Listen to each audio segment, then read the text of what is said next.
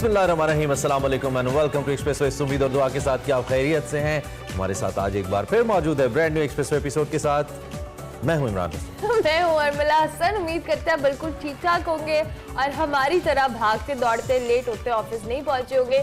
आज हमारे पास बहुत जेन्युइन रीजन थी उमैर सत्तार को बताने के लिए कि हम लेट क्यों हुए हैं वरना आम रूटीन में हमारे पास रीजन अच्छा, उस जेन्युइन रीजन की जानिब ये जाने के लिए बेताब है, लेकिन उम्मीद मुझे ये है कम से कम कि मौसम की तब्दीली आपकी मिजाज की तब्दीली का बायस नहीं बन रही होगी।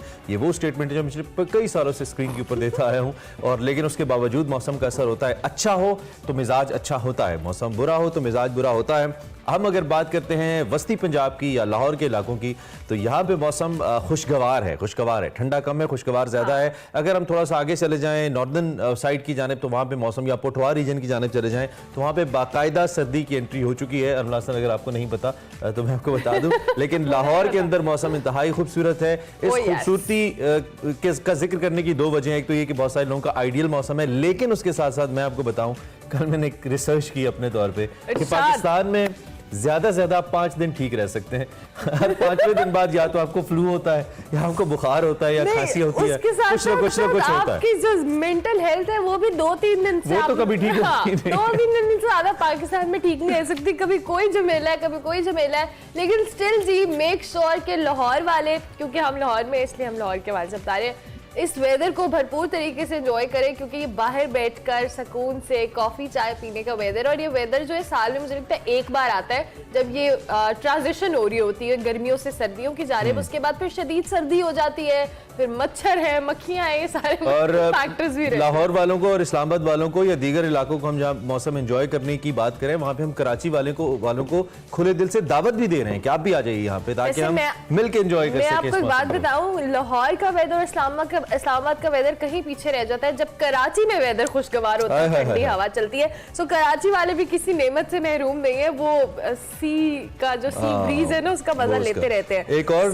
नेमत जिससे लाहौर वाले महरूम नहीं है, वो धूल है, वो मिट्टी है, वो खुदी हुई सड़कें हैं आजकल, और ट्रैफिक है। और वो क्यों है, जरा बताइए अमला सर। मैं बहुत गुस्से में पहुंची आज ऑफिस, क्योंकि मैं अपने टाइम से ऑफिस के लिए निकली, लेकिन स्टिल जब मैं कलमा चौक पे पहुंची तो सड़कें बंद हो गई। और वो सड़कें इसलिए बंद हुई कि कलमा चौक को एक सड़क बंद होने की वजह से जो गंभीर मसाइल का सामना करना पड़ रहा है ट्रैफिक को। उसकी वजह ये कि एक ओवरहेड ब्रिज बन रहा है या अंडरपास बन रहा है, I am not sure about it, underpass बन रहा है। और उसमें जी सिचुएशन ये है कि कज़ाफी स्टेडियम जो है वो अल्टरनेट रूट है इसके हवाले से, लेकिन वहां पे पाकिस्तान वर्सेस आयरलैंड के मैचेस की सीरीज जारी है। लेकिन हमारी इंतजामिया से 5-4 दिन सब्र नहीं हुआ। उन्होंने कहा जी मैच भी होगा, पुल भी बनेगा, ट्रैफिक भी जाम होगी, और आप ऑफिस, एम्बुलेंस जो है, स्कूल, आप वहां पे नहीं पहुंच सकते। मतलब अल्टरनेट रूट भी नहीं है आपके पास जाने के लिए, जो है उस पे सुबह इतनी ट्रैफिक है। दिलचस्प मैटर ये है, दिलचस्प। जिन लोगों को कलमा चौक का नहीं पता, लाहौर का सबसे मसरूफ चौक है जो पूरे शहर को कनेक्ट करता है। सबसे पहले तो ये जानना जरूरी है। और बड़े अच्छे तरीके से पिछली हुकूमत ने यहाँ पे अंडर पासेस, ओवरहेड्स बनाए थे, और मेट्रो भी यहीं से गुजरती है ताकि मैनेज हो जाए। लेकिन जब आजकल आप यहाँ पे पहुंचते हो तो 2 बड़े बड़े बोर्ड लगे हुए हैं कि जी ऑल्टरनेट रूट कज़ाफी है, कज़ाफी से जाइए, मुतबादिल रास्ता है। जैसे आप जाएंगे बंद है। जब मुतबादिल रास्ते पे पहुंचते हैं तो वहाँ पे पुलिस भी खड़ी है और रोड भी बंद है। वो कहते हैं जी टीम आ रही है तो रास्ता बंद है। कितने जाना है तुसी? मैं कह जी अपने ऑफिस जाना है बाजी, ये रास्ता बंद है। मैं कहा जाना कितो है, मैंने ये दस दे। तो बहुत हालात खराब है, मिसमैनेजमेंट है। जो भी इंतजामिया देख रही है, इस मिसमैनेजमेंट का कोई ना कोई हल होना चाहिए। सैकड़ों हजारों लोग, स्टूडेंट्स, तलबा, डॉक्टर्स, जो भी ऑफिस जा रहे होते हैं, बहुत परेशान होते हैं, और हम भी उन्हीं में से एक हैं। तो प्लीज इसका कोई हल करें। अच्छा, मैंने सोचा था कि सुबह आपको कोई अच्छी खबर नहीं देनी अच्छी खबर देनी है, बुरी खबर नहीं देनी, लेकिन अब हम क्या करें, हमारी मजबूरी है। सच मुंह पे आ गया। अच्छा चलें जी, अच्छी खबर देते हैं। अच्छी खबर ये कि बरतानिया ने पाकिस्तान को हाई रिस्क थर्ड ममालिक जो हैं उनकी फहरिस्त से निकाल दिया है। ये कोशिश पाकिस्तान की, रियासत पाकिस्तान की कोशिशों के बाद ये जो नतीजा है ये निकला है, और ये कोशिशें रंग लाई हैं। चेयरमैन पीपल्स पार्टी और वजीर खारजा बिलावल भुट्टो ने ये खबर कौम को सुनाई है। फाइनेंशियल एक्शन टास्क फोर्स फैटिफ के एक्शन प्लान के मुताबिक आपको मालूम है पाकिस्तान काफी अरसे से अपनी कोशिशें कर रहा था। फेटिव की ग्रे लिस्ट से पाकिस्तान निकला। उसके बाद ये एक और बड़ी खबर है, बरतानिया ने ये इकदाम किया है 21 अक्टूबर को, जो फेटिव के फैसले का नतीजा है उसके बाद ये इकदाम किया गया है। हम अगर बरतानिया का जिक्र करें तो मनी लॉन्ड्रिंग, दहशतगर्दी की फाइनेंसिंग को रोकने की ये पाकिस्तानी कोशिशों का इतराफ है, ऐसा कहना है बरतानवी दफ्तर खारजा का। So it's a good news overall Pakistan के इमेज के लिए। दे दी हमने अच्छी खबर। हाँ, शुक्र है, दे दी हमने अच्छी खबर थी हमारे पास। ऐसा नहीं है कि हमारे पास अच्छी खबरें नहीं होती, हम मजीद भी शामिल करें। नहीं, अभी हम डॉलर पे आएंगे ना, मुल्क की सियासत पे आएंगे, तो वो तो है एज यूजुअल बुरी खबर है। लेकिन आगे बढ़ते हैं, एज यूजुअल हमारे शो में बहुत कुछ है। सबसे पहले आपको बताएंगे आज की बड़ी खबर।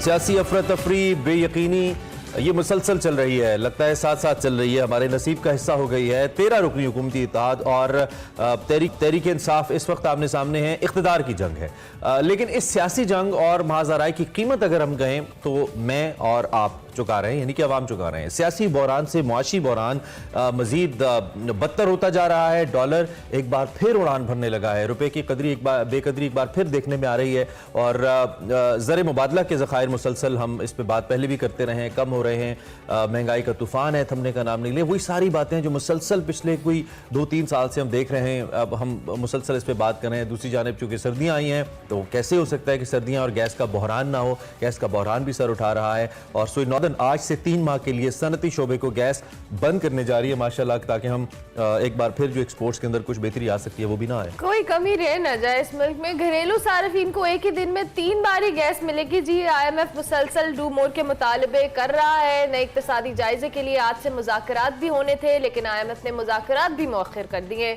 पाकिस्तान से मुतालबा किया कि नए मुज़ाकरात से पहले वज़ीर खजाना इसहाक डार साहब दावा कर रहे हैं कि दोस्त मुल्क चीन और सऊदी अरब ने 13 अरब डॉलर के पैकेज की यकीन दहानी करा दी है।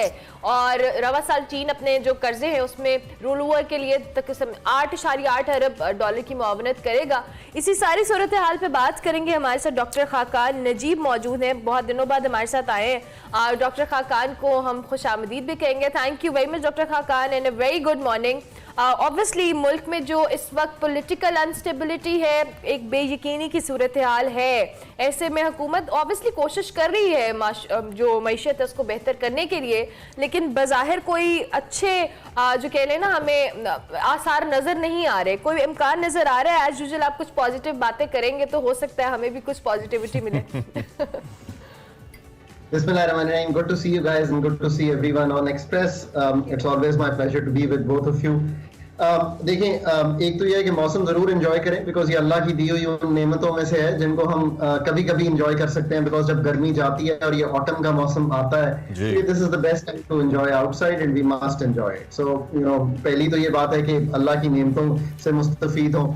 एक दूसरी चीज ये एंजॉय करें कि सबसे ज्यादा जो अपने पर्दे हैं उनको उठाएं ताकि खिड़कियों से आपको रोशनी आ रही हो, सो दैट आपका मूड जो है वो अच्छा हो। मुझे तो उससे बहुत असर होता है, whether I am in Pakistan और abroad, I make sure I do it. उससे बिजली भी कम यूज होती है। So we start with a positive.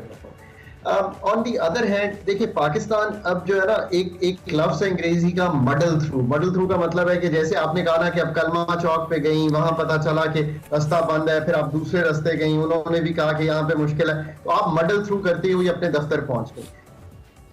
Pakistan की स्टोरी जो है ना, एग्जैक्टली द सेम जो आज आपने सुबह कलमा चौक और कदाफी स्टेडियम के रास्ते में वहां पे आयरलैंड की टीम आई हुई है विमेन की, एक सड़क बंद है। पाकिस्तान भी तकरीबन वहीं पे खड़ा हुआ है। मतलब क्या है, वर्ल्ड एक्सपोर्ट्स जो हैं वो हिट हो रही हैं बिकॉज ग्लोबल स्लो डाउन है। आपने बिल्कुल सही ये बात की।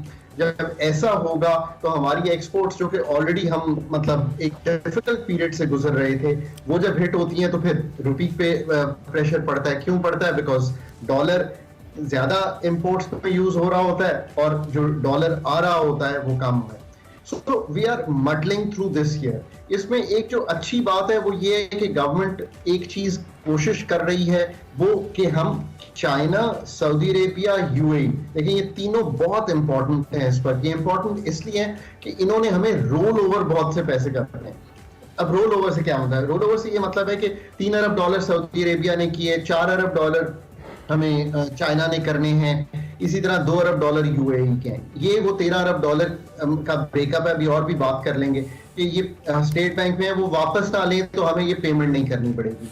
चाइनीज लोन्स भी इसी तरह है। लोन्स से मतलब ये है कि वो ये तो स्टेट टू स्टेट है, यानी कि चाइना की हमारी स्टेट ने हमारे बैलेंस ऑफ पेमेंट्स के लिए बैंक में रखे हुए हैं, हमारे स्टेट बैंक में, पर कई कमर्शियल फाइनेंसिंग है। तो आपको मालूम है कि चाइना में ज्यादा बैंक जो है वो स्टेट होंगे, तो वो भी इसको रीफाइनेंस कर देंगे। अभी 2.3 अरब डॉलर हुए हैं, बाकी भी कर देंगे। ये सब वो रकूम है जिनका जिक्र आपने 13 अरब डॉलर में हुकूमत से सुना है। सो लेट्स होप कि ये होता रहे और एक चीज चलती रहे। पर जो असल बात है वो ये है कि हमें इस वक्त, मैंने हमेशा कहा है कि एक जो चीज हम नहीं कर पा रहे हैं वो है कि एक पूरा मुल्क ये रियलाइज करे कि संगीनी इंटरनेशनल भी कितनी है और लोकल भी कितनी है, और उसमें से गुजर जाएं। नंबर 2, बहुत अच्छा आपने वर्ड यूज किया, बेयकीनी, यानी कि ये जो अनसर्टेनिटी की फिजा है, नवंबर एक पाकिस्तान पे इज अ टाइम जो कि अल्लाह करे कि गुजरे, और फिर जो हमने पॉलिटिकल इस वक्त अनसर्टेनिटी है बिकॉज ऑफ द लॉन्ग मार्च, उसका भी कोई डिसीजन हो जाए, कोई इलेक्शंस की तरफ बढ़े, कोई जो चेंज इन द एस्टैब्लिशमेंट आपको पता है होना है वो हो जाए। ये 3 बड़ी अनसर्टेनिटीज हैं जो मुल्क को ग्रिप किए हुए हैं। सो इसकी and you know these are all good sane people, मैंने हमेशा कहा है they have been around for a long time, चाहे वो पीडीएम की पार्टीज हो, चाहे वो पीटीआई हो, चाहे वो एस्टैब्लिशमेंट हो, these are all good sane people, I work with all of them. ये ऐसा नहीं है कि हमें ये फिक्र करनी चाहिए, बट एक ही अनसर्टेनिटी का टाइम है। सो इसको भी गुजारना है बिकॉज ये गुजरेगा, हम मडल थ्रू करेंगे। जो एक तशवीशनाक बात मेरे लिए है वो ये है, वो भी आपने बड़ा अच्छा जिक्र किया कि हमारे 3 नवंबर से IMF के साथ मुज़ाकरात शुरू हो गए थे। ये याद रखिए कि इस वक्त IMF जो है ना वो उस एंकर की तरह है कि आपने अगर शिप को एक जगह खड़े रखना है और उसको हिलने नहीं देना, तो आपको पता है आप एक एंकर थ्रो करते हैं जमीन में, समंदर में जाता है, वो जाके जमीन पे लगता है तो वो शिप जो है उस जगह जम जाती है। अगर हमने श्रीलंका की तरह we don't want to be in a turmoil situation, तो उसका एंकर होना जरूरी है। अच्छा, एक ये जो डॉक्टर खाकान आपने बेल आउट की भी बात की या रोल ओवर की बात की, ये पैसे जब आते हैं तो हम जैसे जो देखने वाले हैं इकोनॉमी को, फॉर द टाइमिंग हमें ऐसा लगता है कि अब पाकिस्तान की मुश्किलात हल हो गई, अब हम अपने पांव पे खड़े होंगे। लेकिन आफ्टरवर्ड्स प्रॉब्लम ये होती है कि कुछ सस्टेनेबल एक्ट्स नहीं किए जाते कि जिससे मईशत संभले, और उस संभलने के बाद कम से कम उस फेस पे दोबारा ना आए जहां पे उस वक्त खड़ी थी। इसकी बुनियादी वजह आप क्या देखते हैं, और क्या मौजूदा हुकूमत, खास तौर पे सिटिंग फाइनेंस मिनिस्टर कुछ ऐसे फैसले कर रहे हैं? चूंकि कल उनकी एक स्टेटमेंट डॉलर के हवाले से आई, एक बार फिर उन्होंने कहा कि डॉलर को इससे पहले फ्री फ्लोट करके मईशत के साथ ज्यादती की गई। आई मीन इस तरह के कुछ अल्फाज थे कि ये नहीं होना चाहिए था। आपको लगता है कि उनकी जो पॉलिसीज जिन खतूत पे वो सोच रहे हैं, ये आने वाले वक्त में कुछ सस्टेनेबल ग्रोथ की जानिब लेकर जा सकती हैं हमें, या आपको लगता है नहीं, ठीक नहीं सोच रहा है इस वक्त फाइनेंस मिनिस्टर? देखिए, एक तो चीज ये है कि एक दुनिया के साथ साथ हमें चलना है और रिफॉर्म करना है। वो रिफॉर्म का मतलब ये था कि हम अनड्यू रुपी की वैल्यू को ना रखें। अनड्यू से ये मतलब है कि लेट्स से कि हम रुपी को बहुत स्ट्रॉन्ग अगर रखें और हम उसको कंट्रोल कर रहे हो, तो उससे ये होगा कि आपकी इंपोर्ट सस्ती हो जाएंगी तो इंपोर्ट बहुत होना शुरू हो जाएगा, और आपकी एक्सपोर्ट जो है वो महंगी हो जाएंगी तो आप कंपेटिटिव नहीं रहेंगे। इसीलिए इसको हम कहते हैं कि थोड़ा सा market based exchange rate regime में जाएं। ये वो बात है जिसका आपने जिक्र किया। पर market based exchange rate regime का ये मतलब नहीं है कि उसकी एक डिसऑर्डरली मूवमेंट हो। डिसऑर्डरली मूवमेंट ये कि 2-2, 3-3, 4-4 रुपए वो मूव कर रहा हो। वहां पे कोई भी दुनिया का जो सेंट्रल बैंक है उसका एक कलीदी रोल है। तो I think what he is thinking is कि ये जो डिसऑर्डरली मूवमेंट है इसको ऑर्डरली करना जो है वो जरूरी है। उसके क्या स्टेप्स हैं? उसके स्टेप्स ऑफ कोर्स ये हैं कि आपकी एक्सपोर्ट्स और इंपोर्ट्स के गैप को कम से कम किया जाए। नंबर 2, अगर कोई डिसऑर्डरली मूवमेंट मैनिपुलेशन हो रही है, फॉर एग्जांपल आपने सुना है कि बैंकों पे अब हम एक जा रहे हैं पेनल्टी लगाने के लिए, बिकॉज जिस दिन फॉर एग्जांपल 225 रुपए का रुपी था, तो जो एलसीज खुली वो 235 की खुली, तो एक एक्सपेक्टेशन बिल्ड हो गई मार्केट प्लेस की कि शायद ये इतना बढ़ जाएगा। So that comes in the disorderly movement. ये वर्ड याद रखिए कि orderly movement of the currency is fine depending कि आपकी क्या स्ट्रेंथ है, आप एक्सपोर्ट कितना कर रहे हैं, आपकी रेमिटेंसेस कितनी आ रही हैं, आपके फाइनेंशियल पोर्टफोलियो फ्लोज कितने आ रहे हैं। ये सब बात ठीक है। ये जो इम्बैलेंस जब क्रिएट होता है और डिसऑर्डरली मूवमेंट होती है उसको नहीं होना चाहिए। मैनिपुलेशन के साथ साथ आपको पता है कि कुछ इसमें, जिसको हम कहते हैं कि इसमें सट्टेबाजी दुनिया भर की हर करेंसी में होती है। सो वहां पे कलीदी रोल होता है सेंट्रल बैंक का और of course ministry of finance का, जो कि इस चीज को थ्रू फिजिकल पॉलिसी देख रही होती है कि हम इसको कहें। So I think this is what he is trying to say. But ये याद रखिए कि इस वक्त रुपी की मूवमेंट जो है उसका कलीदी ताल्लुक इन फ्लो से है। वो जो 13 अरब डॉलर यानी कि जो हमारी फाइनेंसिंग आनी है सारी हमारी एक्सपोर्ट्स और हमारी रेमिटेंसेस से। एक बात जो तशवीशनाक है, हमारी अक्टूबर की जो रेमिटेंसेस है वो बहुत अच्छी नहीं है।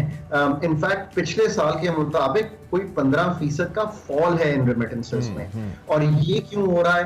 देखिए, अगर मैं हूं और आप बाहर हों और हम पाकिस्तान आ रहे हों और हम सोचें कि यार अगर हम ऑफिशियली भेजेंगे तो 221 रुपए है, पर अगर हम अनऑफिशियली भेजेंगे तो 227-28 रुपए है।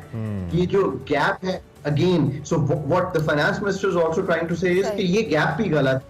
So, ये सारी वो अवामिल हैं जिनको हमें ठीक करने की जरूरत है। Doctor Khaqan, next question obviously अब आज से हमने बात की कि जो सनती शोबा है उसको गैस की बंदिश शुरू हो रही है।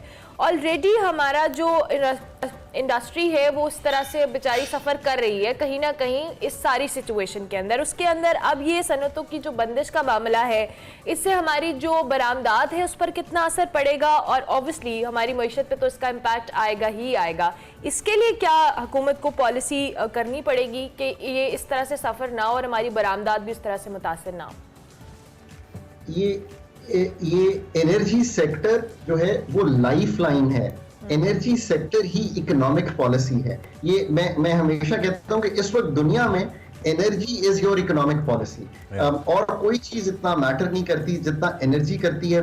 देखिए, नंबर एक तो ये है कि पाकिस्तान, मुझे याद है मैं 2013, 14, 15, 16 जब भी बात करता था IMF से, मिनिस्ट्री ऑफ फाइनेंस के बिहाफ पे, हुकूमत पाकिस्तान के बिहाफ पे, तो आप यकीन रखिए वो मुझसे पूछते थे कि आपकी गैस प्रोडक्शन कितनी है। तो मैं कहता था तकरीबन 4000 MMCFD, यानी कि आप सोचें कि हम 4000 टोटल गैस प्रोड्यूस कर रहे हैं एक आसानी के लिए। आज हम लोकल गैस प्रोड्यूस कर रहे हैं 3300 MMCFD। पिछले 7-8 साल में आपकी इतनी कमी हुई है। हर साल पाकिस्तान में गैस 10% कम होती चली जा रही है। इसके लिए तो किसी भी हुकूमत को, किसी भी शख्स को, ये we have to go under the earth. मैं ये बारहा कह रहा हूं कि पाकिस्तान की जो मादनियात हैं उनको जाके आपको निकालना पड़ेगा। हमने गैस निकालने के बाद कोई ऐसा काम नहीं किया जिसमें हम प्राउड हो कि सुई के बाद कोई ऐसी मेजर डिस्कवरी हुई हो। सो पहले तो यह कि ये 3300 को वापस लाएं 4000 पे। नंबर 2 ये है कि गैस से हमें थोड़ा, जो हमारा कंज्यूमर है डोमेस्टिक, जो तकरीबन सिर्फ ऑफ द टोटल पॉपुलेशन 28% आप जैसे और मेरे जैसे लोगों को शहरों में गैस मिल रही है। बाकी महंगी LPG इस्तेमाल कर रहे हैं।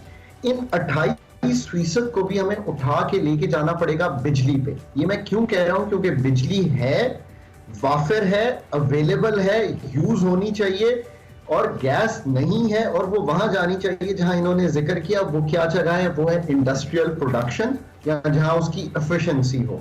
सो 3 क्लियर मेजर्स हमारे सामने आई हैं। नंबर 1 लोकल प्रोडक्शन इंक्रीज करनी है, नंबर 2 बिजली पे शिफ्ट करना है डोमेस्टिक को, और नंबर 3 ऑफ कोर्स इस वक्त RLNG हम 900 MMCFD बाहर से ला रहे हैं। गुंजाइश 1200 MMCFD की है, यानी कि 300 और हमारे टर्मिनल्स हैंडल कर सकते हैं। दुनिया में बहुत महंगी है, इंतजार इस साल तो करना पड़ेगा और हमें अगले साल जाकर इसको फिर इंश्योर करना है कि हम लॉन्ग टर्म कॉन्ट्रैक्ट कर सकें। अब करना क्या है घर वालों ने? देखें, घर वालों के लिए तो बहुत आसान है। मेरे वालिद लाहौर में परमानेंटली रहते हैं, मैं तो उनको विजिट करता हूँ। हम जितनी भी हीटिंग कर रहे हैं घर में, वो हम इलेक्ट्रिक बहुत अच्छे जो अप्लायंसेस 5 स्टार हैं उन पे कर रहे हैं। सो दैट हीटिंग को आपने अवे कर दिया फ्रॉम गैस। और अब ये याद रखिए कि चाहे आप बहुत अच्छा कोई गैस का हीटर भी इस्तेमाल कर रहे हो, जैसे ये इटालियन सुनने में आता था, फिर भी जो ऑक्सीजन है वो ले लेता है और आपकी ब्रीदिंग के लिए वो उतनी अच्छी नहीं रहती। सो इलेक्ट्रिक पे शिफ्ट कर जाएं अपने कंप्लीट हीटिंग के। नंबर 2, अपने जो आप यूज करते हैं, ऑब्वियसली आपने पानी गर्म करना है because you want hot water, या तो सोलर गीजर्स लगवाइए, वो तो नंबर 1 चीज है, या इलेक्ट्रिक गीजर्स पे भी शिफ्ट कर जाएं। नंबर 3, अब तो ये जो मुझे उसका एग्जैक्ट नाम नहीं आता, शायद आप दोनों में से किसी को आता हो, वो ovens भी आ गए हैं जिसपे आप खाना भी पका सकते हैं। एंड स्पेशली जो खवातीन खुद पका रही हैं उनके लिए तो वो बड़ी ही अच्छी चीज है, एक स्पेशल यूटेंसिल है, और you can make food on that. अगर आप ये तीनों चीजें कर लेंगे तो ये गैस का मसला आपके लिए रहेगा ही नहीं। मैंने तो अपने जो लाहौर का घर है उसमें ये चीज एलिमिनेट कर दी है। ठीक है, और कम से कम कुछ ना कुछ आप फिर कंट्रीब्यूट भी करेंगे पाकिस्तान की जानिब, अगर आप कुछ इस किस्म का फैसला करेंगे। डॉक्टर साहब, thank you very much, it's always pleasure to you. आप हमारे साथ तशरीफ लाए। डॉक्टर खाकान नजीब अपनी राय का इजहार कर रहे थे पाकिस्तान की मुआशी सूरत हाल के ऊपर, जो कि ओबियसली कुछ बात अच्छी नहीं है, लेकिन हमने इससे पहले ये भी कहा कि हुकूमत अपनी कोशिश कर रही है कि इसको वापस लाया जाए। अगले कुछ दिन बड़े अहम हैं, खासतौर पर नवंबर, जिसमें पाकिस्तान की पॉलिटिकल सिचुएशन किसी न किसी जानिब जाती नजर आती है। कुछ मजीद जो पाकिस्तान के मसाइल हैं, एंड विद दैट आने वाले वक्त में जो पाकिस्तान के मुख्तलिफ बेल आउट पैकेजेस हैं हमारे दोस्त ममालिक की तरफ से, उनकी मद में भी पाकिस्तान को फ़ायदा हो सकता है। इस पर हम बात करते रहेंगे। एक और अहम खबर, अरशद शरीफ साहब, सीनियर सहाफ़ी, आपको मालूम है उनका अफसोसनाक कत्ल हुआ था, उनको मार दिया गया था केनिया के अंदर, और मुतज़ाद खबरें विद द टाइम सामने आ रही हैं। इन्वेस्टिगेशन जारी है इस हवाले से कि क्या उन्हें कत्ल किया गया या फिर मिस्टेकनली उनको मार दिया गया। इस बारे में आपको बताएं कि उनकी जो पोस्टमार्टम रिपोर्ट है वो अहले खाना के हवाले कर दी गई है। पोस्टमार्टम के दौरान जो मैयत की तस्वीर हैं, इसके लीक होने के मामले पर बोर्ड मेंबरान और जो कैमरामैन हैं उन्होंने इंक्वायरी कमेटी को अपना बयान जमा करवाया है। वजारत दाखिला की जी इंक्वायरी कमेटी भी दुबई पहुंच गई है, जो कि इस हवाले से इन्वेस्टिगेट कर रही है, और इससे पहले मुतज़ाद खबरें इस हवाले से मौजूद थी। बहरहाल क्योंकि उनकी वालिदा के हवाले से ये कहा जा रहा था कि उनको पोस्टमार्टम रिपोर्ट नहीं दी जा रही, जो कि ओबियसली उनका बुनियादी हक है, लेकिन अब ये पोस्टमार्टम रिपोर्ट अरशद शरीफ साहब की उनके अहले खाना को फराहम कर दी गई। बिल्कुल, पिम्स हॉस्पिटल ज़राए के मुताबिक अरशद शरीफ के जिस्म पर 12 निशानात भी थे, और पोस्टमार्टम में एक्सरे और सीटी स्कैन रिपोर्ट का भी इजाफा किया गया, और ये तमाम तर इजाफी जो तफसीलात हैं पुलिस और अहले खाना को भी फराहम कर दी गई हैं। इस रिपोर्ट के अंदर 7 सफ़ात की इस रिपोर्ट के साथ, जो उनकी पोस्टमार्टम रिपोर्ट है, उसके साथ 7 सफ़ात की एक रिपोर्ट भी अटैच की गई है, जिसमें तमाम तर डिटेल्स मेंशन की गई हैं। जैसे इमरान ने बताया कि उनकी वालिदा को ये शिकायत थी कि उनको रिपोर्ट नहीं दी गई, तो बिलाखिर उनकी वालिदा को, अहले खाना को ये रिपोर्ट्स फराहम कर दी। अफसोसनाक। अल्लाह अरशद शरीफ साहब को गरीक़ रहमत करे। इस दुआ के साथ ब्रेक लेते हैं, ब्रेक के बाद।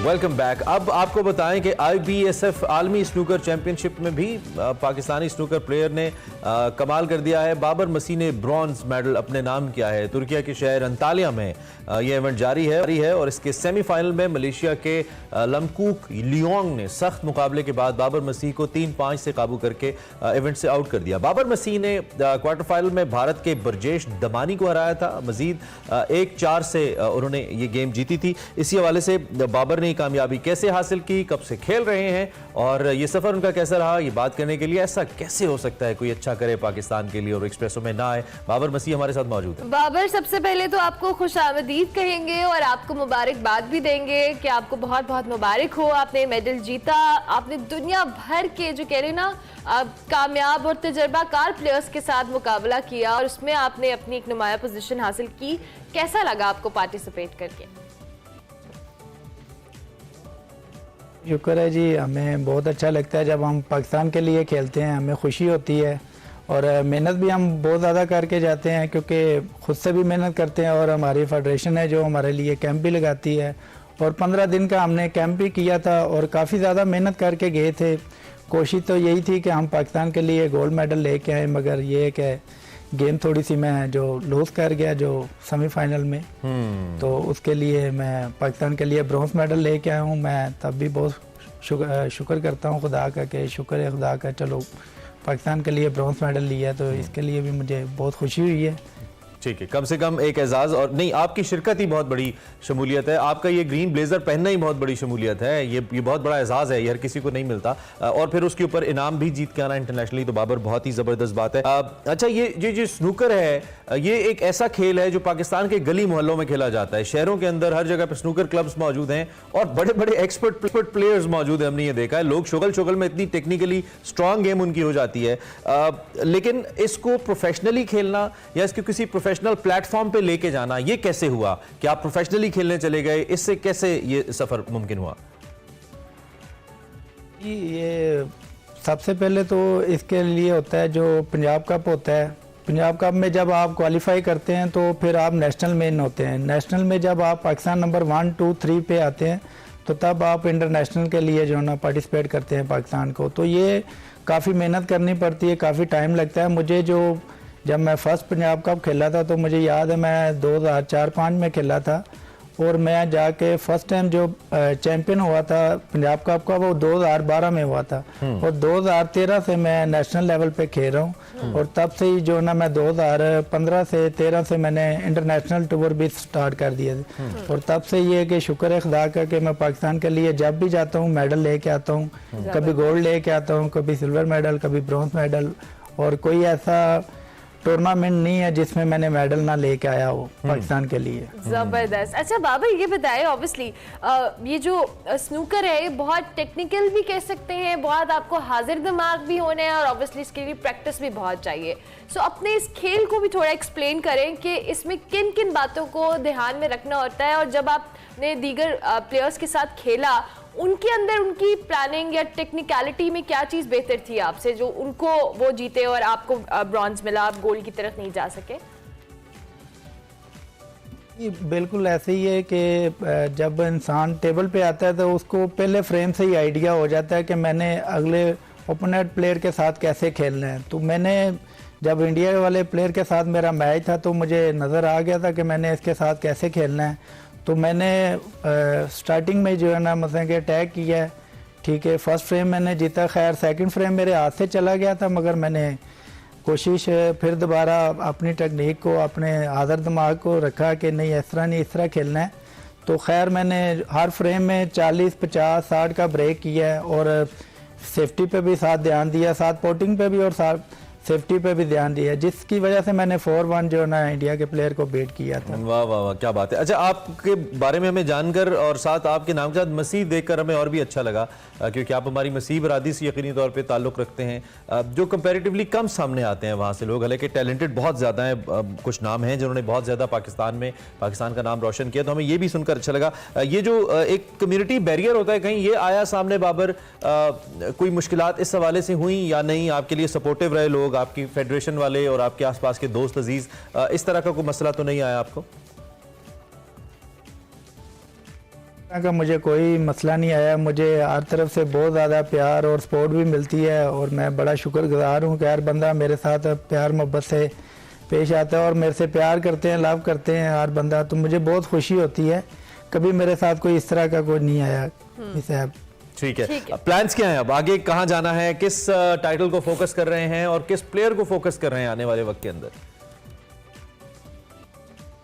जो ड्रीम है मेरा सबसे पहले तो यही है, जो वर्ल्ड अभी खेल के आया हूँ और इस वर्ल्ड को अपने नाम करना है एक बार, और एक हमारी एशियन होती है उसको अपने नाम करना है, उसमें भी मैं सेमीफाइनल खेला हुआ हूँ, एशियन में भी और वर्ल्ड में भी आज मैं सेमीफाइनल, और खैर मैं टीम इवेंट के तो 4 इवेंट जीता हुआ हूँ, और बाकी सिल्वर मेडल है मेरे पास काफ़ी ज़्यादा और ब्रॉन्ज मेडल है काफ़ी ज़्यादा। और बाबर एक बात और भी बताइए, पाकिस्तान में इस गेम का, जैसा कि मैंने कहा, गली मोहल्लों में भी खेली जाती है, प्रोफेशनली इस गेम को खेलने के लिए पाकिस्तान में कितना स्कोप आप देखते हैं? रिसेंटली पाकिस्तान के I think Asif, his name was Asif, I think he made to the world title, इससे पहले भी हमने देखा यूसुफ साहब थे, बड़े बड़े लोग इसमें रहे हैं, तो पाकिस्तान के लिए क्या स्कोप है इंटरनेशनली इस गेम के अंदर?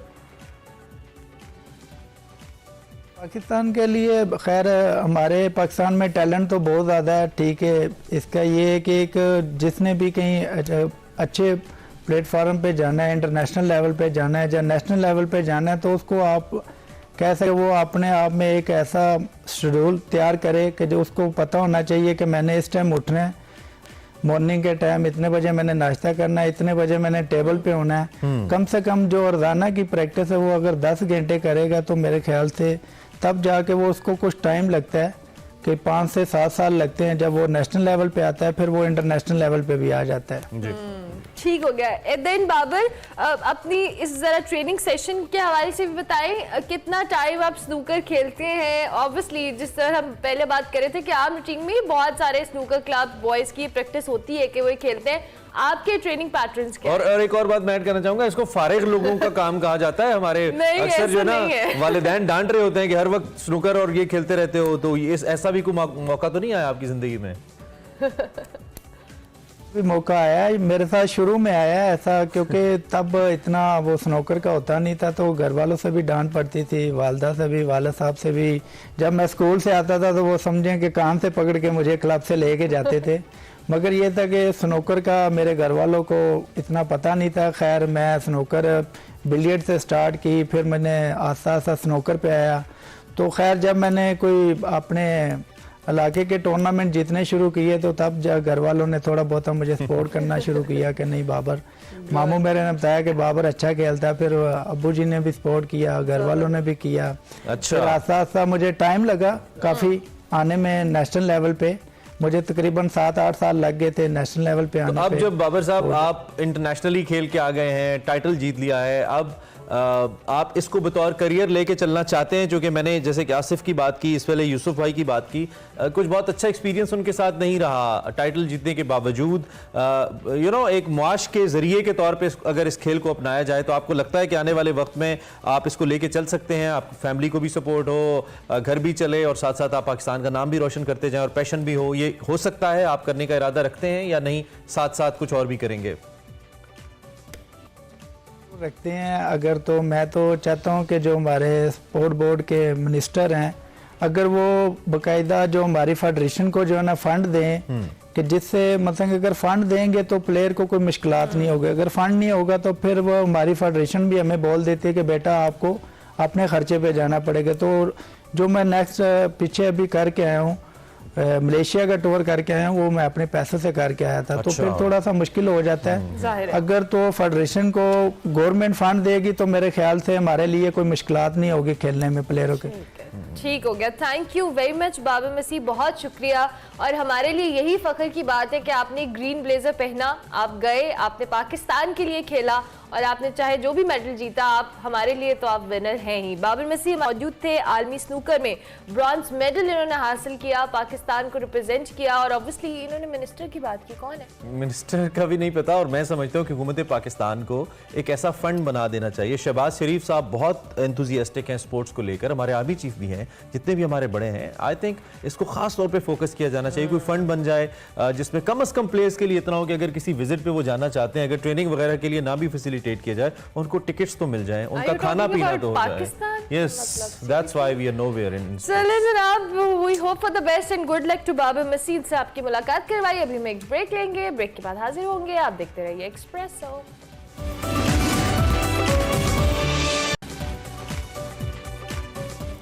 Welcome back to Expresso. Program के दूसरे हिस्से में आपको खुश आमदीद कहेंगे। हमें अपने सेगमेंट फ्लैग की तरफ जाना है, लेकिन उससे पहले आपको बताएं आईसीसी ने T20 वर्ल्ड कप की टीम ऑफ द टूर्नामेंट का ऐलान कर दिया है। T20 वर्ल्ड कप जो है इंग्लैंड की जीत पर खत्म हुआ। आईसीसी ने टीम ऑफ द टूर्नामेंट का ऐलान कर दिया।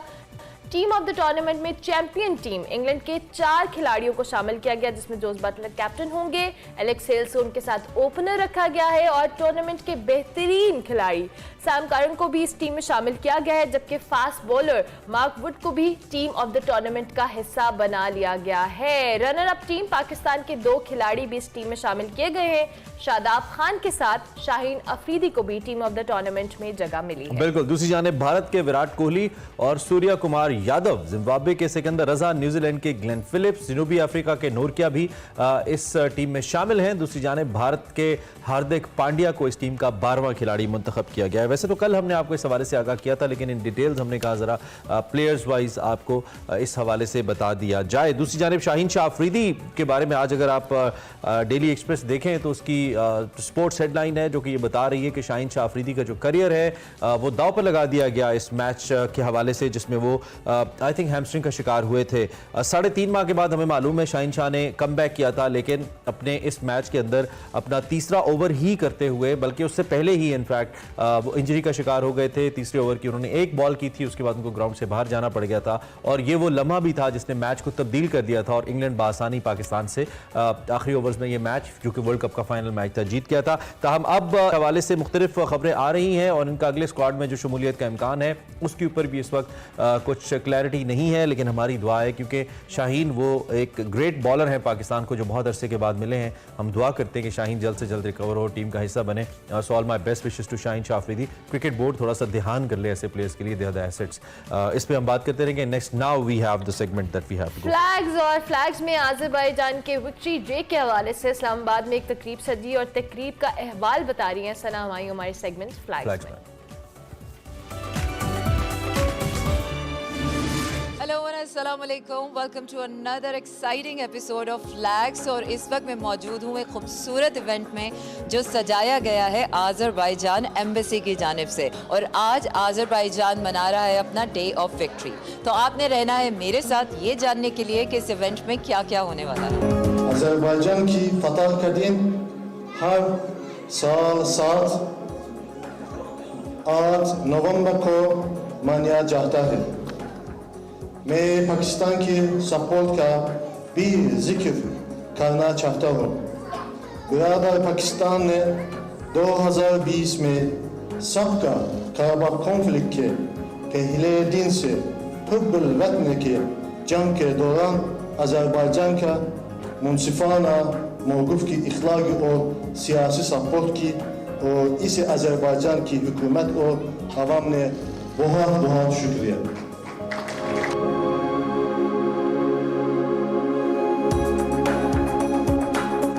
This victory over Armenian occupation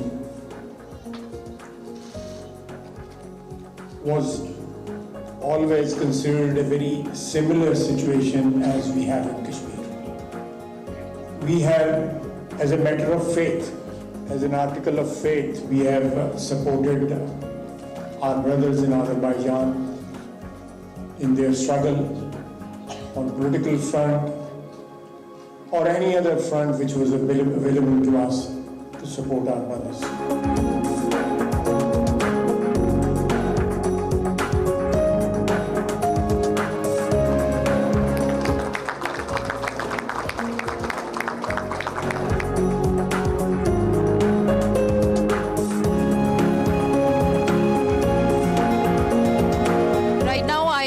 Ambassador of Kazakhstan and it's मैं इस वक्त काज़ाकिस्तान के सफीर के हमरा मौजूद हूँ। आपको इतने दिनों के बाद देखकर बहुत खुशी हुई। मैं उम्मीद करती हूँ कि आपकी वाइफ बिल्कुल ठीक होगी। आज आज़रबाईजान के लिए ये दिन बहुत अहमियत का हामिल है। आप क्या कहना चाहेंगे इस बारे में? As a brotherly country, how do you see this big day for Azerbaijan?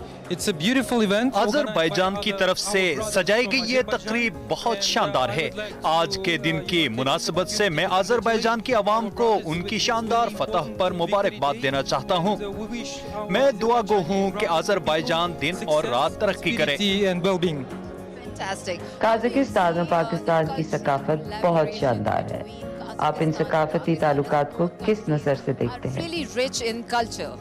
Flags का सिलसिला इस सेगमेंट का यहीं से जोड़ेंगे। फिर वक्त आपको एक्सपो सेंटर कराची लिए जाएंगे जहां पे 11वीं आइडियाज़ जो एग्जीबिशन है उसका बाकायदा तौर पे आगाज़ कर दिया गया है। वज़ीर ख़ारजा बिलावल भुट्टो और वज़ीर आला सिंध मुराद अली शाह भी इस इफ्तिताही तकरीब में शरीक हैं जो कि एक्सपो सेंटर में हो रही है। Countries, beside trade visitor, we are also hosting more than 300 delegates from 57 countries, representing almost all part of the globe. Beside this, the initiative of Ideas 2022 includes the creation of extra space by establishing the new stalls to accommodate overwhelming participation from the national and international exhibitors. Ideas Karachi show is specifically organized for the people of Karachi at Nishan-e-Pakistan Seaview. Pakistan Postal Services has issued an elegant commemorative postage stamp on 14th of August 2022, specially marking the holding of 11th edition of idea in 75th year of independence of Pakistan. The hospitality, culture, warmth of Pakistani culture will be demonstrated during various receptions in the honor of the dignitaries who are visiting Pakistan. Honorable Foreign Minister, I would like to particularly mention the financial assistance. 11वीं ideas नुमाइश का जो कि 4 रोज़ा है, इसका बाकायदा expo centre में इफ्तिताह हो गया है। इस हवाले से मजीद भी आपको आगाह करते रहेंगे और फिर आपको लेकर चलते हैं सेगमेंट फ्लैग्स की जानिब। आपने बिल्कुल ठीक फरमाया। दोनों मुमालिक के दरमियान सकाफती मुमासलत बहुत ज्यादा है। हमें रेगुलर बेसिस पर सकाफत को प्रमोट करने के लिए तकरीबात मुनक्किद करने की जरूरत है। दिसंबर में हम कजाकिस्तान और पाकिस्तान के माबैन सिफारती ताल्लुकात की सालगिरह के मौका पर ऐसी ही एक तकरीब मुनक्किद करने जा रहे हैं। इस तकरीब में हम दोनों मुमालिक से मुख्तलिफ सिंगर्स को बुला रहे हैं, क्योंकि मैं समझता हूँ कि दोनों मुल्कों की मौसीकी में बहुत मुमासलत है। जबरदस्त, मुझे खुशी है कि मौसीकी दोनों मुल्कों को करीब लाने में अपना किरदार अदा करेगी। मैं जरूर इस इवेंट में शिरकत करूंगी। मुझे ये बताएं कि दोनों मुल्कों के बाहमी ताल्लुकात को फरोग देने के लिए आपके पास क्या प्लान है? So, your Prime Minister visited in the middle of October. आपके वजीर आजम ने अक्टूबर में हमारे दारुल हुकूमत का दौरा किया था। ये दौरा सीका समिट में शिरकत के लिए था, लेकिन इस समिट की रोशनी में हमने आपके वजीर आजम और कजाकिस्तान के सदर के माबेन एक मुलाकात भी ऑर्गेनाइज की थी। दोनों ममालिक के माबेन एक ज्वाइंट वर्किंग ग्रुप भी बनाया गया है, जो दोनों मुल्कों के माबेन एनर्जी और तिजारत के मौजूआत पर गौर करेगा। मैं ये भी बताऊं कि हमारे सदर ने आपकी तरफ से दौरे की दावत भी कबूल कर ली है और वो बहुत जल्द आपके इस खूबसूरत दारुल खिलाफे का दौरा करेंगे। Next year, so I believe that it will be another milestone in our bilateral relations. Fantastic. As Kazakhstan बहुत खूबसूरत मुल्क है। पाकिस्तान में ज्यादा लोग ये बात नहीं जानते। दोनों मुल्क सयाहती लिहाज से बहुत अहमियत के हामिल हैं। आपके ख्याल में हम सयाहत को कैसे फरोग दे सकते हैं? First of all, we are planning to sign, inshallah, MOU. हम लोग बहुत जल्द सयाहत पर एक MOU साइन करने वाले हैं। दूसरा ये कि सयाहत को फरोग देने में दोनों मुल्कों के मीडिया को किरदार अदा करना होगा। मीडिया के जरिए हमें लोगों में सयाहत के रुझान को बढ़ाने की जरूरत है। हमें दोनों मुल्कों की आवाम को एक दूसरे के सयाहती मकामात के बारे में आगाह करने की जरूरत है। दोनों मुल्कों में कुदरती हुस्न, सकाफत, तारीख, हर चीज में बहुत मुमासलत है। हमें बस बड़े स्केल पर आगाही की जरूरत है। इस मद में सबसे पहला स्टेप ये होना चाहिए कि हम दोनों मुल्कों के टीवी चैनल्स के माबेन कोई इश्तराक करवा सकें। मैं पाकिस्तान टेलीविजन और प्राइवेट चैनल्स के चंद लोगों से मिला हूं और मैं अपनी पूरी कोशिश कर रहा हूं कि न्यूज़, फिल्म और ड्रामे के जरिए ये इश्तराक बना सकूं। Programs to show the beauty of our natures and of our peoples. Fantastic. Thank you very much, Your Excellency, once again, and enjoy your evening. Thank you so much. Thank you.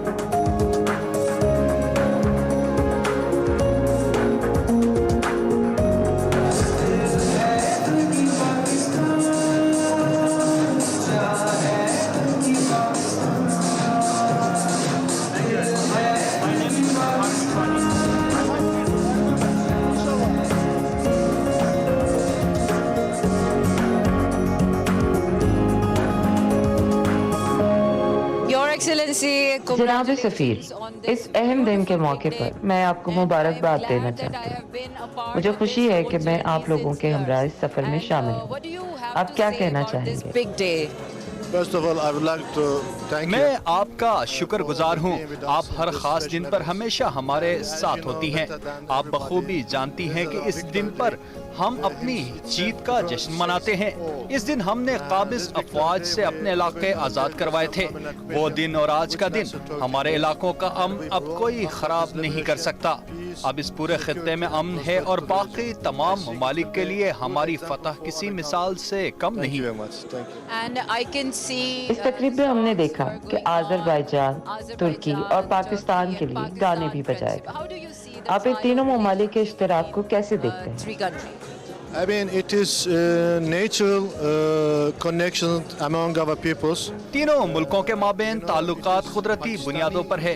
ये गाना पाकिस्तानी फनकार ने compose किया और इस गाने में Azerbaijan के लिए पाकिस्तानियों के दिलों में जो मोहब्बत है वो आया होती है।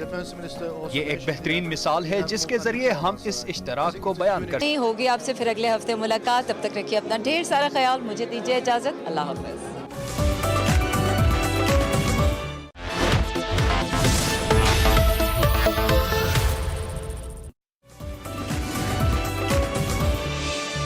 Welcome back to Express. और अब वक्त हुआ चाहता है हमारे सेगमेंट माइंड मैटर्स में। दिखाते हैं आपको आज माइंड मैटर्स में क्या बात होगी। नाज़रीन, मैं हूं वकार अहमद और आप देख रहे हैं माइंड मैटर्स। तनकीदी फिक्र जो है उसकी कितनी अहमियत है, निसाब के हवाले से उसकी क्या अहमियत है, निसाब किस तरह फ़रोग देता है तनकीदी फ़िक्र को, और अगर आप तनकीदी फ़िक्र को फ़रोग नहीं देते तो उसके बाद जो माशरती या माशरे के हवाले से जो नताइज आपके सामने आते हैं वो किस नौइयत के होते हैं। बच्चों के अंदर हम फ़िक्री जो तनकीद है या फ़िक्र को कैसे फ़रोग दे सकते हैं, इसका जो जवाब है ये कोई शायद ज़्यादा मुश्किल ना हो और वो जमशेद इकबाल साहब जैसे मुसन्निफ के लिए ज़्यादा मुश्किल ना हो, जिन्होंने फ़िक्री रवायात लिखी है और जिन्होंने बेसिकली एक ज़माने की सैर की है, फिक्र के ज़माने की सैर की है। पिछले 5 साल नॉन हिस्ट्री जो भी है उसके वाले से उनकी एक बहुत ही खूबसूरत किताब है फिक्री रवायात, ये ज़रूर पढ़िएगा। लेकिन आज का जो हमारा टॉपिक है वो है कि बच्चों में फिक्री तनकीद को कैसे उसको उजागर किया जाए और हम किस हद तक इसमें कामयाब या नाकाम है। बहुत शुक्रिया जमशेद साहब। पहली बात तो सर ये है कि आपने जो फिक्र की अहमियत के हवाले से अगर आप थोड़ी सी रोशनी डालना चाहें, क्योंकि आपने फिर मैंने जिस तरह इब्तिदा में कहा है कि आपने जानों की सैर की है इस किताब को लिखते हुए। मैं तो ये समझता हूँ जैसे एजुकेशन के सिलसिले में आप बात कर रहे हैं, एजुकेशन तनकीदी फिक्र का ही दूसरा नाम है। एजुकेशन तनकीदी फिक्र का ही दूसरा नाम है क्योंकि एजुकेशन आपको सिखाती क्या है कि आपको फॉर एग्जांपल आज की एज में हर तरफ से इंफॉर्मेशन की बम्बारमेंट है और हर कोई यही कह रहा है कि जो मैं कह रहा हूँ, जो मैं बता रहा हूँ वो कुछ कर दो। ऐसे में हमें तनकीदी फिक्र की ज़रूरत हमारे लिए और बढ़ जाती है कि हम डिसीजन ले सकें कि हमने क्या करना है, हमने क्या नहीं करना। तो वो जो चीज़ आपको जो चीज़ सब कुछ करना सिखाती है तो वो तनकीदी फ़िक्र ही सिखाती है। और फॉर एग्जांपल अगर आप देखें कि तनकीदी फ़िक्र नहीं है, अगर तनकीदी फ़िक्र नहीं है और कोई ऐसा सिस्टम जो अपने आप को बेशक एजुकेशन कहता है लेकिन आपके अंदर ये फैसला करने की सलाहियत को रिड्यूस कर रहा है, उसे ख़त्म करने की कोशिश कर रहा है, तो वो एजुकेशन नहीं है, बेसिकली वो टेमिंग है। वो टेमिंग है। जैसे हम बंदरों को सुधाते हैं, बंदर नहीं पूछता कि मेरा मालिक मुझे ऐसा कह रहा है तो क्यों कह रहा है, तो वो जस्ट कहेगा, वो कहेगा कि ये साहब हैं इसको सलाम करो तो वो सलाम करेगा, वो कहेगा कलाबाजी खाओ तो वो कलाबाजी खाएगा। तो जो चीज़ हमें बाकी दीगर जानदारों से मुमताज़ करती है, अगर मुमताज़ होने का हमें शौक़ है तो वो तनकीदी फ़िक्र है, और अगर हम इससे आरी हो गए तो फिर वो हमारा शौक़ भी पूरा नहीं हुआ जो हम दूसरों से मुमताज़ होना चाहते थे। तो education is the other name of critical thinking. अगर हम ये देखें कि जो स्कूल्स हैं या एजुकेशन है उसको अगर हम 2 हिस्सों में तकसीम करें, मतलब एक तो है कि आपने फिजिक्स पढ़नी है, केमिस्ट्री पढ़नी है, बायोलॉजी पढ़नी है और इस तरह के कोई भी स्किल सेट्स हैं, लाइफ स्किल सेट्स हैं, एक अलग चीज़ है। लेकिन क्या आप नहीं समझते कि जो प्राइमरी बुनियादी तरीन चीज़ है वो वेलकम बैक। अच्छा, आप सेगमेंट आप देख रहे हैं, ये गुफ्तगू यहीं से आपको दिखाएंगे। इस वक्त एक बार फिर आपको एक्सपो सेंटर में लिए चलते हैं जहां पे 11वीं आइडियाज़ जो नुमाइश है इसका इफ्तिताह कर दिया गया है। वज़ीर ख़ारिजा बिलावल भुट्टो ज़रदारी ने इस तकरीब का इफ्तिताह किया है और आप देख सकते हैं इसके हवाले से आपको बताएं तो इसमें 64 ममालिक से तकरीबन 300 से ज़ायद डेलीगेशंस हैं जो कि शामिल हो रहे हैं और 57 मुख्तलिफ ममालिक के डेलीगेशंस हैं और एक्सपर्ट्स हैं जो कि यहाँ पे अपने आप को रिप्रेजेंट कर रहे हैं। ऑस्ट्रेलिया, रोमानिया और हंगरी पहली दफ़ा इस नुमाइश के अंदर शरीक हो रहे हैं। ये 11वीं नुमाइश है इस सिलसिले की दिफाई और दुनिया भर के अंदर बहुत चर्चा है, बहुत मशहूर है। और देखने वालों को ये भी बताएं कि 4 रोज तक आइंदा ये नुमाइश कराची के एक्सपो सेंटर में जारी रहेगी, यानी कि 18 नवंबर तक इस नुमाइश को खुला रखा जाएगा और ये जारी रहेगी। इसमें मुख्तलिफ ममालिक के जो रिप्रेजेंटेटिव्स हैं वो अपनी मुख्तलिफ प्रोडक्ट्स को एग्जिबिट करेंगे और ख़ासतौर पर पाकिस्तान के साथ दीगर, जैसा कि मैंने आपको कहा 64 ममालिक हैं और 57 बुनियादी तौर पर वो ममालिक हैं जो कि अपनी मुख्तलिफ प्रोडक्ट्स को एग्जिबिट भी करेंगे। और यहाँ पे 300 से ज़ायद डेलीगेशंस और डेलीगेट्स हैं जो कि मुख्तलिफ ममालिक को रिप्रेजेंट करने के लिए मौजूद है। और ये उसकी इफ्तिताई तकरीब के मनाजिर है जहाँ पे वज़ीर ख़ारिजा बिलावल भुट्टो ज़रदारी मौजूद हैं और अब से कुछ देर के बाद बिलावल भुट्टो ज़रदारी खिताब भी करेंगे, बल्कि खिताब करने लगे हैं। सो आपको बराह रास्त दिखाते हैं। बिस्मिल्लाहिर्रहमानिर्रहीम। Federal minister for defence production, federal and provincial ministers, Chief Minister Sindh, the Chairman, Joint Chiefs of Staff, Services Chiefs, Director General, Defense Export Promotion Organization, senior civil and military delegates, Chairman and Chief Executive of the national and international defense organizations, Excellencies, ladies and gentlemen, Assalamu alaikum and good morning. It is my pleasure to speak at the 11th edition of the International Defense Exhibition and Seminar, commonly known as IDEAS 2022. I'm very pleased to see the presence of a large number of guests, including honorable delegates, exhibitors, and trade visitors who traveled from around the world to join us today. I welcome you all to this special edition of Innovation and Excellence. Indeed, your presence here today truly strengthens our resolve to foster and promote strategic relations with our partners and friends while encouraging technological growth and knowledge sharing. Distinguished guests, since our government formed, our unity government formed in April this year, the coalition government has been engaged in efforts to bring the country out of various challenges. The most serious among these crises that has expended most of our time and energy is the stabilization of our economy.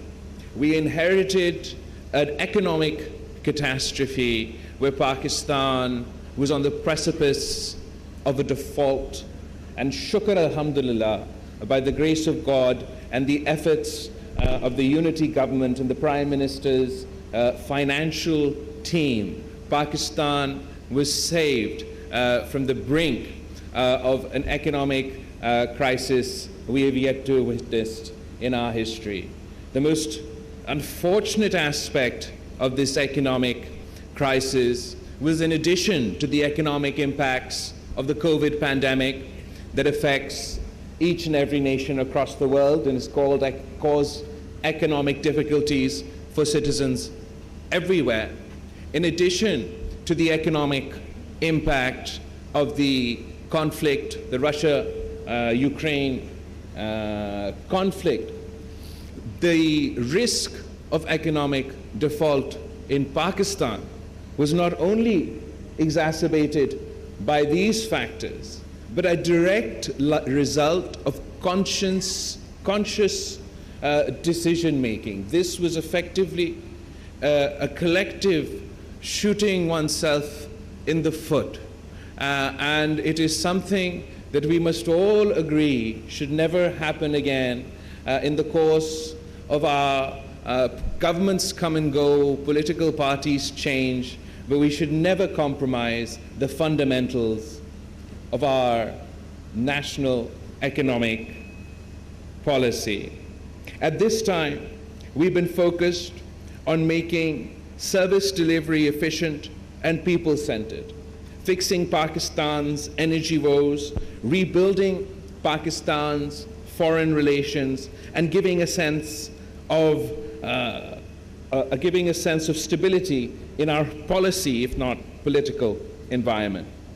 As far as foreign policy is concerned, I'm happy to report, as a result of our teamwork and extensive positive engagement across the board, Pakistan's diplomatic relations, diplomatic ties have gone from strength to strength. Over the past 6 months, we've witnessed a positive trajectory of our diplomatic relations, be it with the East, the Middle East, the West, or the rest of the world, culminating in our exit from the FATF grey list, the Financial Action Task Force, and on our way, hopefully, for the restoration of our GSP Plus status. Just when this looming economic crisis was averted and things started to move in a positive direction, we experienced the worst ever climate catastrophe that Pakistan has ever seen. The monster monsoon on steroids, as Secretary General Antonio Guterres put it, resulted in 1/3 of the landmass of our country being underwater. 1 in 7 people affected, that's 33 million people of Pakistan, 16 million of which are children, 600,000 women waiting to give birth.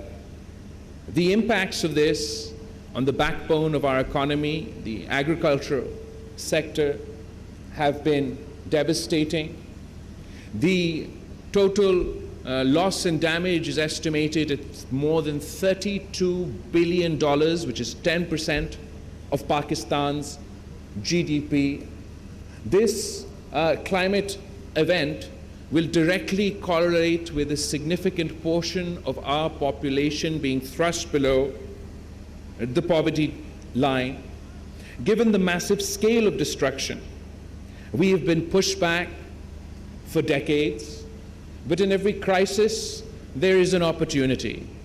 And we can convert this crisis into an opportunity if Pakistan commits to not only investing in these less developed areas, in these rural areas that have been devastated by the flooding, but also as we look towards reconstruction and rehabilitation, we hope to do so in a climate resilient manner.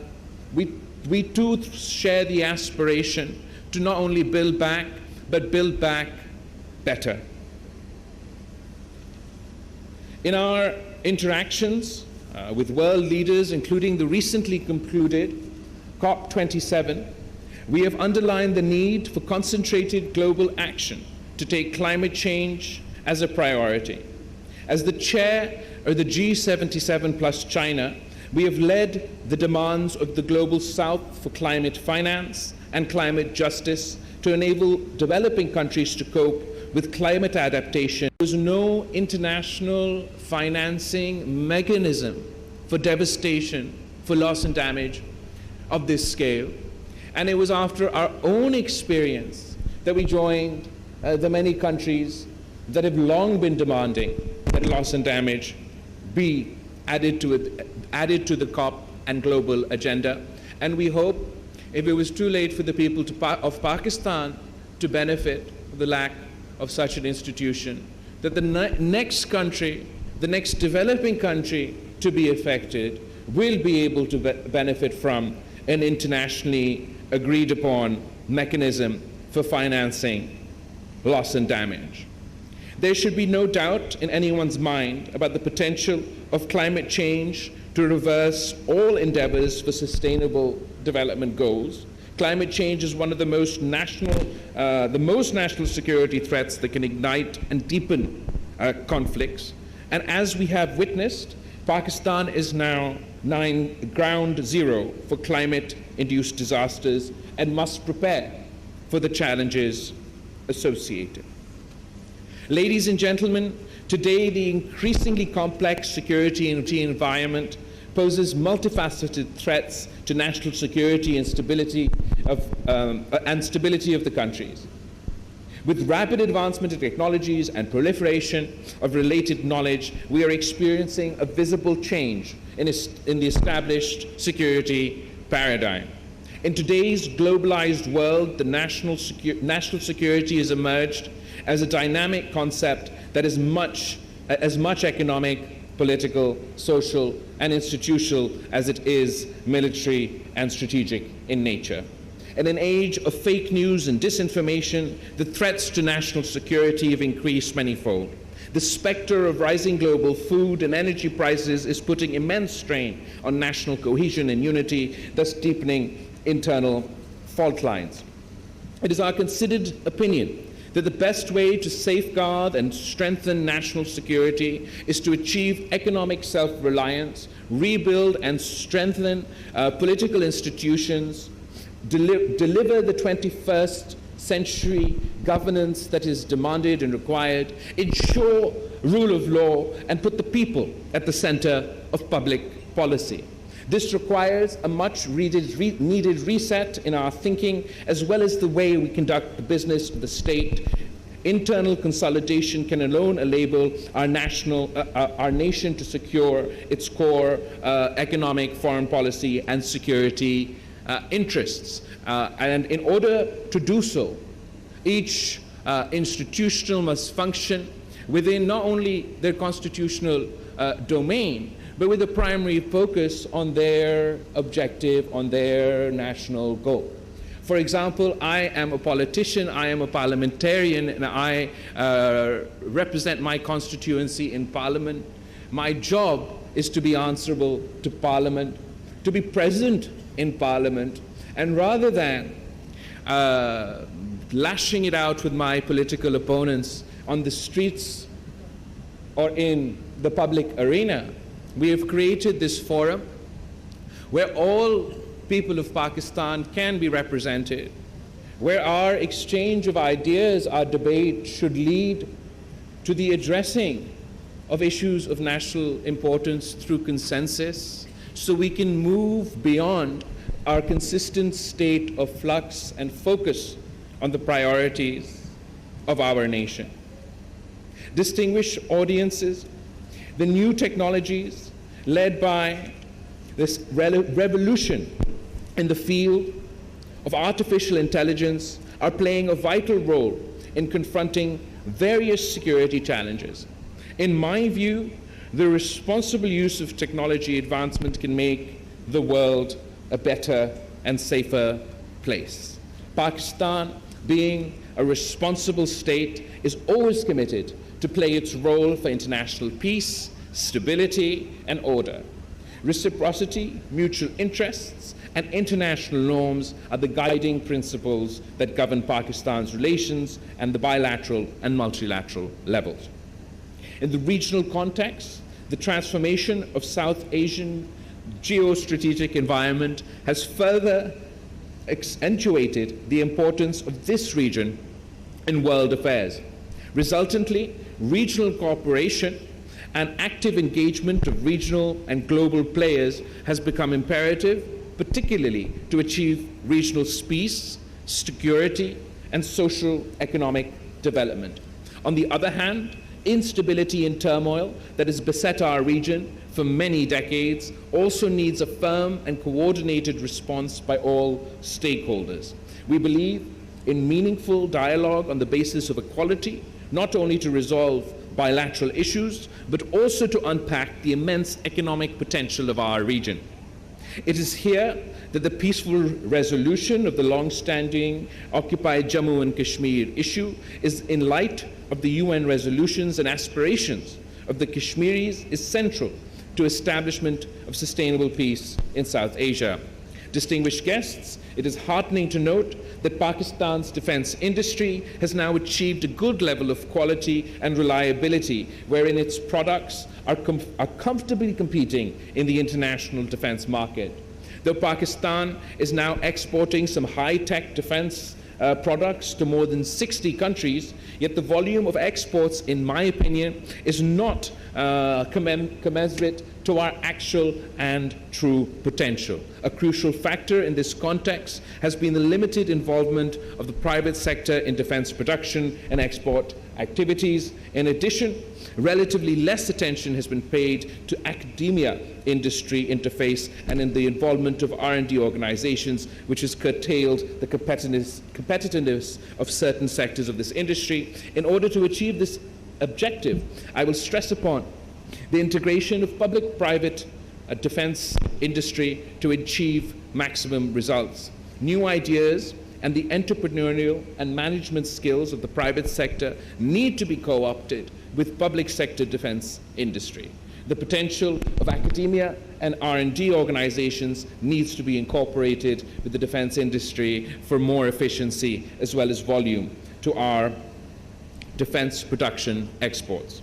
Our government, ladies and gentlemen, will continue to promote a business-friendly environment for investments in human capital and professional development in the demand-driven industry. The unity government is also committed to deliver an industrial strategy that contributes to growth and employment and encourages small and medium enterprises to come forward and join hands for the development of our defense industry. In this regard, I look forward to the Ministry of Defence Production's formulation of a clear policy framework to integrate the whole potential of Pakistan's defence industry.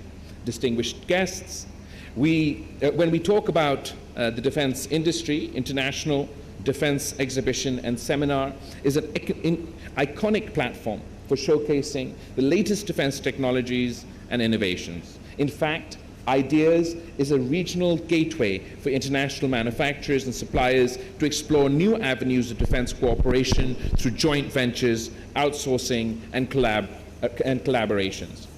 On the other hand, the presence of a large number of foreign exhibitors and delegates reflects Pakistan's deeply embedded and mutually beneficial relations with the international fraternity.